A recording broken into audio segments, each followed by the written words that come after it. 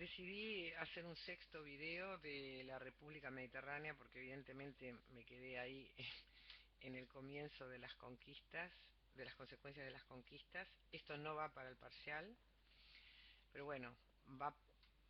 va para tener una ráfaga de temas que no pudimos desarrollar en clase y es uno de los que yo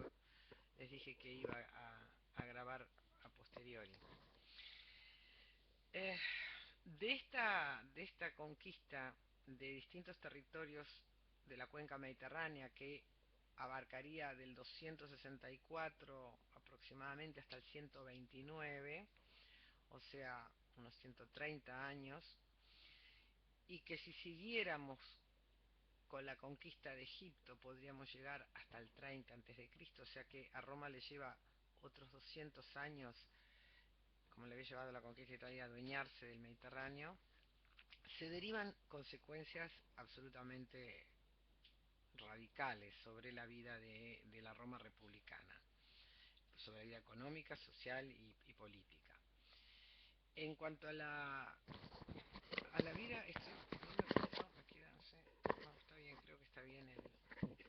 sé dónde está el micrófono, está muy arriba, capaz que no se oía nada. En cuanto a la vida, me quedé pensando ahora, pero bueno, voy a grabar esto y después veo si tengo que grabar de nuevo el otro. En cuanto a la vida económica, de la guerra de conquista, Roma obtiene riquezas múltiples. Las más obvias son las del botín, el botín de guerra y el pillaje, el saqueo que se hace de todo tipo de riquezas, de tesoros, de armas, de arte, de esclavos. También de las indemnizaciones que obliga a pagar a los vencidos, algunas por 20 años, en dinero o en especie. Muchas veces exige la entrega de la flota. Así se arma la flota Roma. No la tiene antes de las guerras púnicas y en buena parte se arma con los barcos de Cartago, o la tiene mínimamente. Eh, Quizá una de las riquezas más grandes que Roma obtiene de las conquistas es la expropiación de tierras. La tierra que pasa a pertenecer al Estado romano y que ya hablamos en otros videos, que se llama el ager publicus, que es variable en la proporción, pero que generalmente anda por un tercio de la tierra de los vencidos, que el Senado tiene la prerrogativa de decidir sobre su destino, si la vende, si la cede, si la arrienda, y bueno, en caso de que la venda o la ceda, o la arriende, perdón, tiene el privilegio de fijar el precio y además tener la prioridad en la opción de compra, con lo cual los senadores forman enormes latifundios a lo largo de todo este territorio. Otras veces la entrega. Aquí también entra otro mecanismo que va a subsistir hasta el imperio, incluso de que el ejército se vuelve tan fundamental para el sostén de esta política romana que los veteranos del ejército, cuando lo abandonan,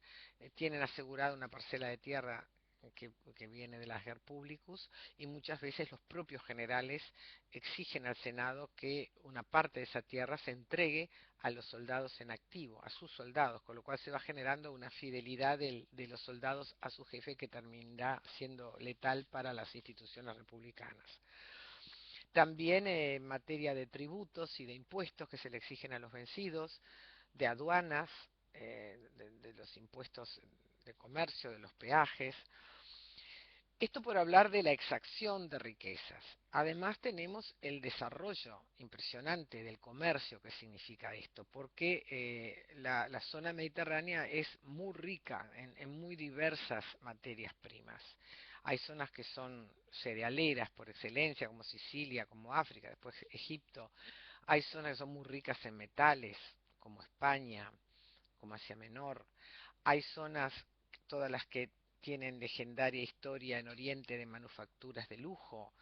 ¿verdad? De marfiles, de joyas, de las que traen los productos del lejano Oriente, las sedas, los perfumes, de las zonas de las estepas de Rusia, bordeando el Mar Negro, se traen maderas, pieles, ámbar, miles de esclavos, cientos de miles de esclavos. Este desarrollo del comercio es manipulado por la clase de los ricos comerciantes romanos, lo que después se va a llamar el orden ecuestre. Eran en las clases de los comicios censitarios eran los caballeros, de modo que en la sociedad va a haber dos clases muy ricas: la clase senatorial, que generalmente son terratenientes, grandes latifundistas dedicados al pastoreo,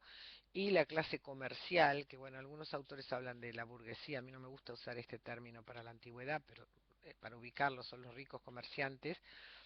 que al mismo tiempo que se dedican al comercio, son también o se asocian con los armadores de los barcos mercantes, con los que instalan los astilleros para construir esos barcos, con los talleres que producen las cerámicas que contienen los productos que van de un lado para otro. eh, Son grandes prestamistas. Por supuesto, la circulación de moneda es imprescindible dado el volumen que adquiere el comercio. Entonces, se inicia acá lo que también algunos autores llaman el primer capitalismo mercantil. También aquí capitalismo en el sentido de que el capital termina siendo un eje de la economía muy fuerte, pero es una economía igual agraria donde el capital no se invierte en la producción, o sea que no podríamos llamarla una economía capitalista, sino una economía de gran circulación de capital, que es otra cosa. Es una economía comercial que crea, que produce algunas formas, algunas herramientas propias de lo que va a ser después el capitalismo. Por ejemplo, las sociedades por acciones. Los ricos comerciantes romanos congregaban capital en varios socios para poder emprender algunos negocios de gran volumen, ¿no? También tienen el monopolio de la extracción, por ejemplo, de minas, lo arriendan, son concesiones que da el Estado romano a los ricos. De salinas, la sal era importantísima para la conservación de los alimentos, era un elemento tan valioso que se pagaba a veces a los soldados en sal, cuando va a haber un ejército pago, de ahí el salarium. Eh, Son los que construyen las vías, las calzadas, tienen la concesión de la extracción de piedra en las canteras. Son los abastecedores del ejército. El ejército era un negocio impresionante. Hay que abastecerlo de todo, hay que abastecerlo de comida, de armas, de equipo, de calzado, la madera para los fuertes, o sea, es un mercado impresionante. Y entonces acá se forma una clase tan rica romana, que la mayor parte de sus integrantes además se fusionan por casamiento con los senadores, con la clase senatorial, y terminan constituyendo un nuevo grupo social que se va a llamar la nobilitas, que a esto sí le podríamos llamar una clase social. Está constituida por estamentos diferentes, por los viejos patricios, por los nuevos ricos, por los senadores, pero se define por la riqueza. Entonces la nobilitas es sin duda una clase social. Y en este momento Roma no tiene un sistema fiscal ordenado centralmente, entonces también muchos de ellos le dan el dinero, le adelantan a Roma el dinero de los impuestos que Roma cobra a las provincias, se llaman publicanos. Y luego después ellos quedan con el derecho de cobrar los impuestos en provincia, y por supuesto cobran impuestos mucho más altos de los que Roma fijaba. Entonces el enriquecimiento es interminable. Hay perdedores en esta conquista. Los perdedores son los campesinos, los pequeños propietarios especialmente, primero porque muchos de ellos forman parte del ejército, tienen que abandonar sus tierras, no siempre tienen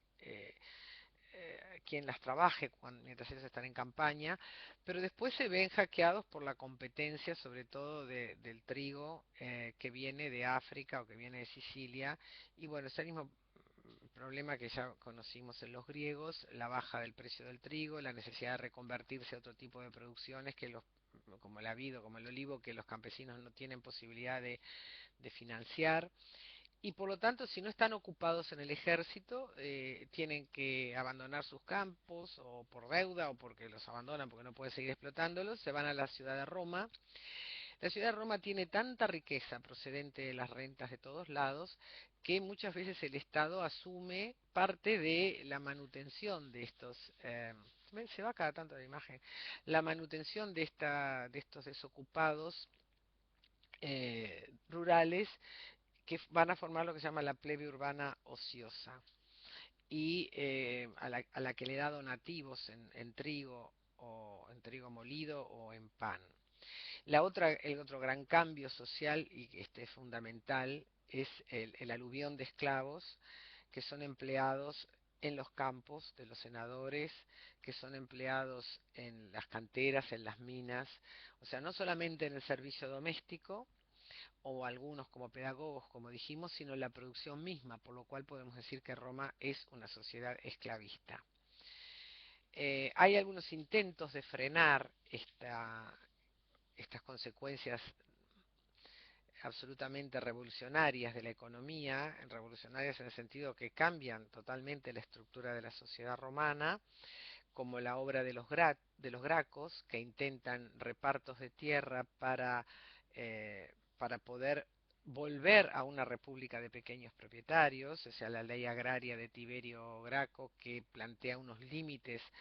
a las parcelas de ager públicos que se repartan entre los campesinos sin tierra. Aquí la diferencia de la propuesta de Tiberio es que esas tierras son tierras que ya tendrían los senadores, no son tierras nuevas a conquistar, o sea que hay una expropiación de tierras que se harían en parcelas mínimas y que no competirían para nada con los latifundios senatoriales, pero igualmente Tiberio termina siendo asesinado. Bueno, la reforma de los Gracos solo merecería una buena parte del video, pero no tenemos tiempo en este momento. Y finalmente hay cambios culturales muy grandes, como ya dijimos, la helenización, el gusto por lo griego, el gusto por los lujos orientales, que hace perder de alguna manera cierta sobriedad de la vieja República Romana. Y después, en la medida en que toda esta riqueza, esta prosperidad y toda esta ganancia para los sectores dominantes de la sociedad romana está sustentada en el mantenimiento de esos territorios, en la conquista y después, a partir de que se frena esa conquista en el mantenimiento de los territorios, el ejército pasa a ser la piedra clave de todo el poder romano y por tanto hay que hacerle muchas concesiones, las que ya dijimos, darles tierras, permitirles el botín de guerra, más adelante a comienzo del siglo a fines del siglo segundo, comienzo del siglo primero, van a ser llamados, lo va a hacer esto Mario, los proletarios, o sea, aquellos que no tienen tierra, para integrar el ejército a cambio de una paga. Esa paga va a tener que ser cada vez mayor, la participación en la riqueza de las guerras va a ser cada vez mayor, el otorgamiento de tierras lo mismo, ya no va a ser para los que se retiran solamente, va a ser para los que están en activos, y de este modo los generales del ejército pasan a ser piezas fundamentales para que Roma pueda sostener este poderío territorial y las instituciones republicanas que están pensadas para el gobierno de una polis, en todo caso con una cora un poco extendida, no van a poder adecuarse al gobierno de esta nueva realidad. Los romanos empiezan a replicar magistraturas que tienen en Roma para las provincias, entonces nombran procónsules y propretores, reproducen en las provincias algunos organismos en las ciudades que gobiernan la ciudad al modo que actúa el Senado en Roma, mandan cuestores y ediles a las provincias, o sea, hasta Augusto no se piensa, en realidad César lo intuye, también lo intuye en algún sentido eh, Cayo Graco, no procesan una estructura nueva que pueda tener una administración eficaz del territorio. Entonces, el ejército y los generales, que son los que mandan el ejército, pasan a dominar la vida política romana. Muchos de ellos tienen aspiraciones de llegar primero a las magistraturas, al consulado fundamentalmente, y después a tener el poder en Roma. Esta es la fase ya del siglo I, que se llama la crisis de la República, porque allí el Senado se mantiene de alguna manera con cierto control de todo, pero en la medida en que haga acuerdo con los generales. Va a ser el periodo de Mario, de Pompeyo, de Sila, de César, en la cual esos hombres fuertes de Roma, respaldados en las armas, a veces van a hacer alianzas entre sí, a veces van a competir entre sí, y siempre van a dominar la vida política de Roma. De modo que esa crisis de la República, donde además hay una fuerza militar impresionante fuera de Roma y hay una violencia muy grande en Roma, porque esos hombres tienen sus bandos partidarios, algunos más cercanos al Senado, los optimates, otros más lejanos, los populares, pero en definitiva todos son liderados por los grandes generales que muchas veces toman esa fuerza de las campañas o de los gobiernos que hacen en provincia y vuelven a Roma con la aspiración de tener un lugar de primacía. Bueno, ese es el proceso que culmina con César y el asesinato de César de alguna manera es un poco el ejemplo paradigmático de esa contraposición entre un Senado que quiere seguir manteniendo el control pero no tiene la infraestructura ejecutiva para poder hacerlo y sí lo tienen los hombres que mandan las tropas, las legiones, pero entre ellos no hay un acuerdo, hay rivalidades, hay luchas, y hasta que eso logra una cierta conjunción que se va a dar recién a partir de Octavio, después llamado Augusto, y un orden nuevo, que aunque mantenga el nombre de república es un imperio en su organización política también, ese va a ser un siglo de desestabilización, los comicios prácticamente no tiene ningún sentido, las magistraturas se distorsionan, ya no son anuales, algunas son vitalicias. eh, Ese es un proceso muy complejo que marca el final de la República Romana, aunque mantenga el nombre.